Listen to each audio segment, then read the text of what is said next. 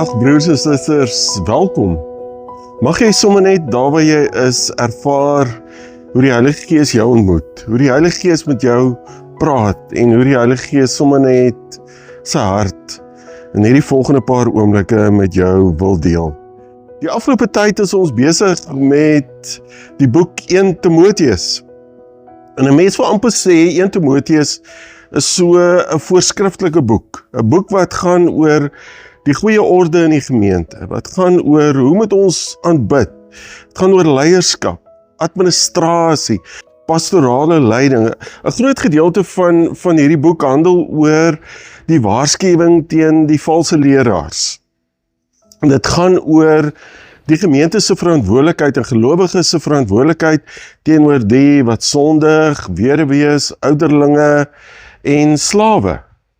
Paulus waarsku ook dat hierdie gemeente moet nie wegbeweeg van die gesonde leer, die evangelie en die waarheid nie, want anders te wag mislukking vir hulle.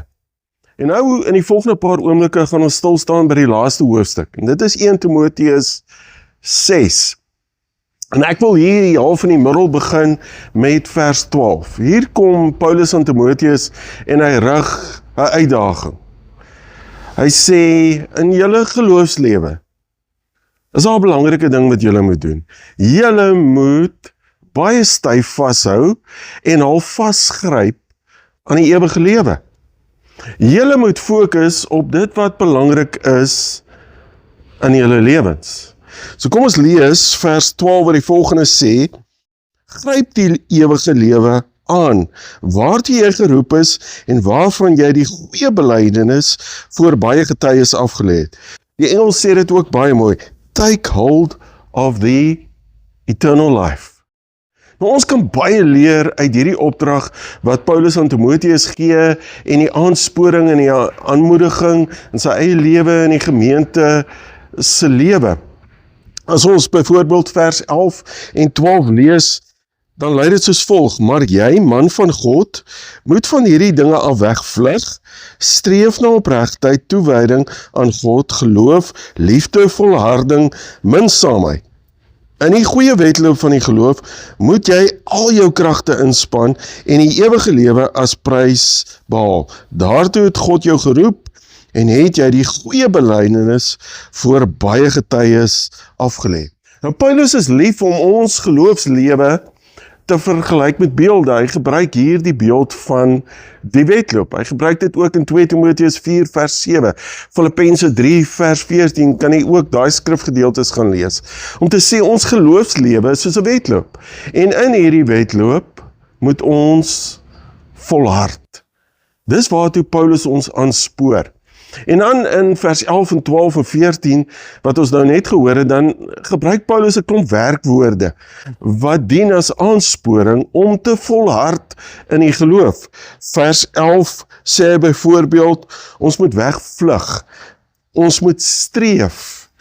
Vers 12 sê hy, al ons kragte inspan om die hemelse prys te behaal.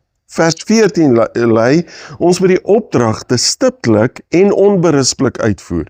Nou as ons net luister na hierdie werkwoorde, dan is dit werkwoorde wat alledaagse werkwoorde is. Dit is werkwoorde waartoe Paulus ons roep om elke dag in ons geloofslewe uit te leef. Dis 'n uitdaging vir ons elkeen om dit te doen in ons lewe. En dan kom Paulus en hy gebruik nie net die beeld van die wedloop nie.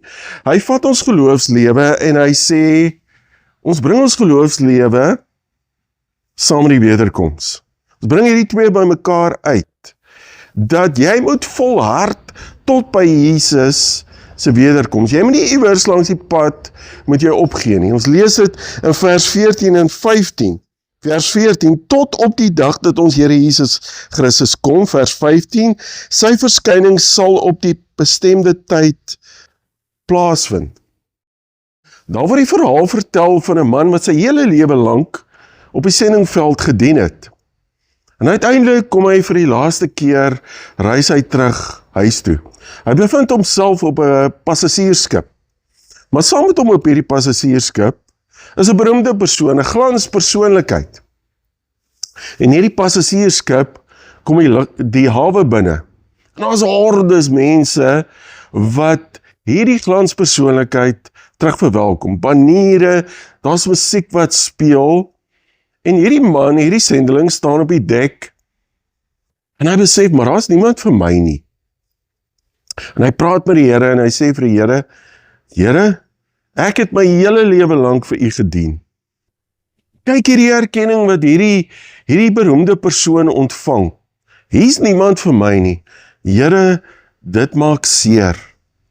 In die volgende oomblik hoor hy hierdie stem, die sagte stem wat vir hom sê, jy is nog nie tuis nie, my seun. Broer en suster, ek en u is nog nie tuis nie. Ons is nog in die wedloop van die ewige lewe betrokke. Vers 12 wat vir ons sê, in die goeie wedloop van die geloof moet julle al julle kragte inspann en sê, en die ewige lewe as prys behaal. Jesus Christus kom terug. Is ons gereed? Is ons besig om in die geloof te volhard? Die wederkoms moet dien as aansporing vir my en u in ons geloofslewe. As ek en u byvoorbeeld oor 100 jaar van aangesig tot aangesig met Jesus sou verskyn, wat sou my gelukkig maak in dit wat ek vandag kies? Kies ek om Jesus Christus te eer? Kies ek om tot seën van die mense rondom my te wees? Want my woorde, my dade en my keuses kring uit in die ewigheid. Ek en u word geroep om Jesus Christus te vereer in deur ons lewens.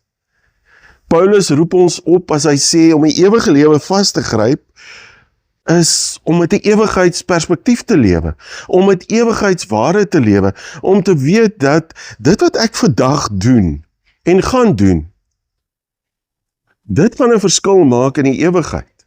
Dit is belangrik in die ewigheid. En dan in vers 13 kom Paulus en hy rig 'n volgende uitdaging, opdrag aan Timoteus en die gemeente. Hy sê, julle moet God vereer en julle moet sy woord verkondig. Ons lees in vers 13 die volgende. Voor God, wat aan alle dinge die lewe skenk, en voor Christus Jesus, wat teenoor Pontius Pilatus getuienis afgelê het, van die goeie belydenis.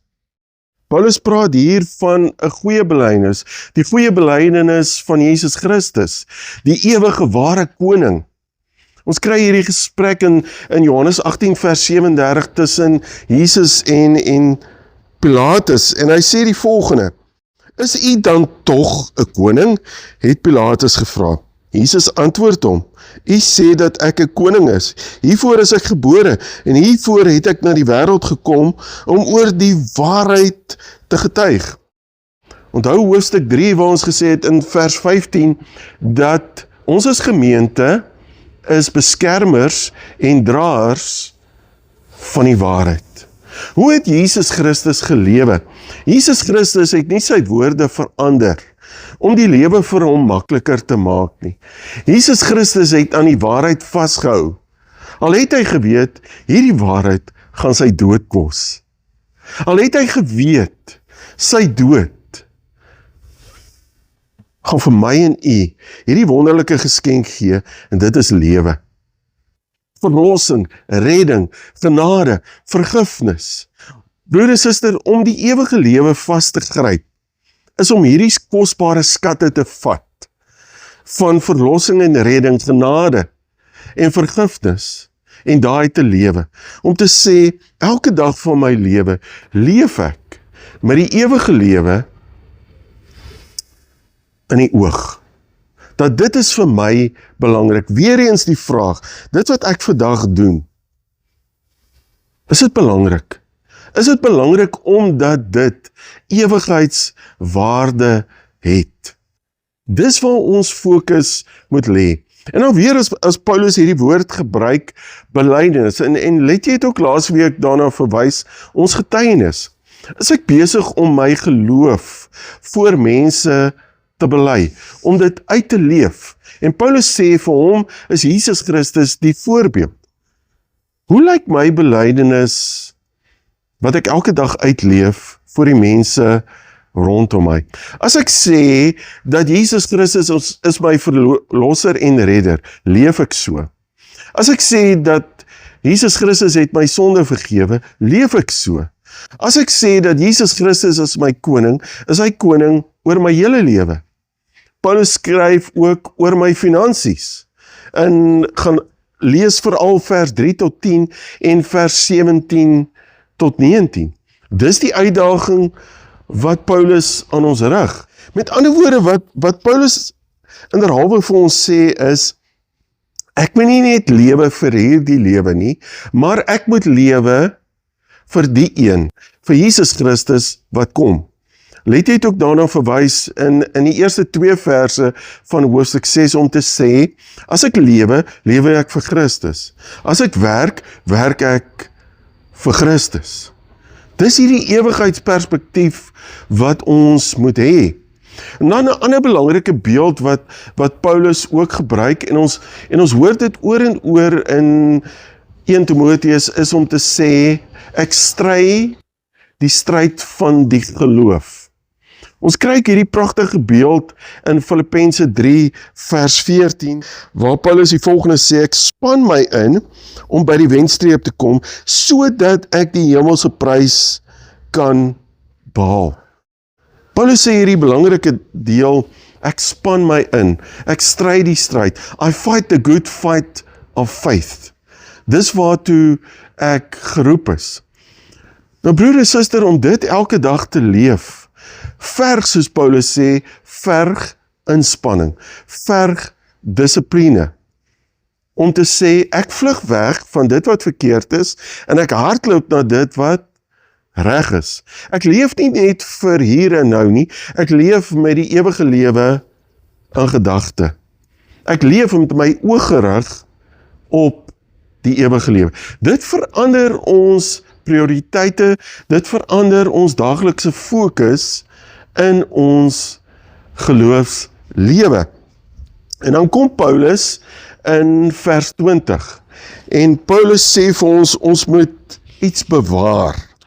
Hy sê, Timoteus, bewaar wat aan jou toevertrou is.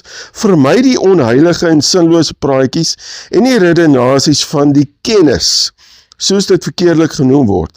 Daar is mense wat daardie kennis, sogenaamde kennis aanhang en so van die geloof afgedwaal het. Paulus sê vir Timoteus, Timoteus, jy moet jou roeping bewaar. Jy moenie wegdraai van jou roeping te midde van hierdie dwaalleraars, hierdie mense wat besig is met sinlose praatjies nie. Jy moet fokus. Jou roeping is jou prioriteit. Paulus, jy moet die woord wat jy het, moet jy bewaar, met alles binne in jou. Jy moet dit soos 'n skat binne in jou bewaar. Ons is kinders van die woord, en ons moet die woord lewe. Dis wat Paulus vir ons sê, dit is wat Jesus Christus van ons vra, dis ons getuienis. Met ander woorde, broer en suster, as ons luister na hierdie gedeelte wat Paulus skryf in 1 Timoteus 6, dan kom Paulus en sê vir ons, maar ons geloofslewe is nie 'n passiewe ding nie. Dis 'n aktiewe ding, dis waarmee ons aktief elke dag besig is. Aktief besig om die volgende te doen. Ons vlug weg van dwaalleer en geldgierigheid, soos wat ons oor en oor in hierdie boek hoor. Ons streef daarna om te doen wat reg is en wat God gelukkig maak. Ons streef daarna om God te vrees as koning oor elke deel van ons lewens. Ons streef daarna om in alle omstandighede, ook wanneer dinge moeilik gaan, op God te vertrou.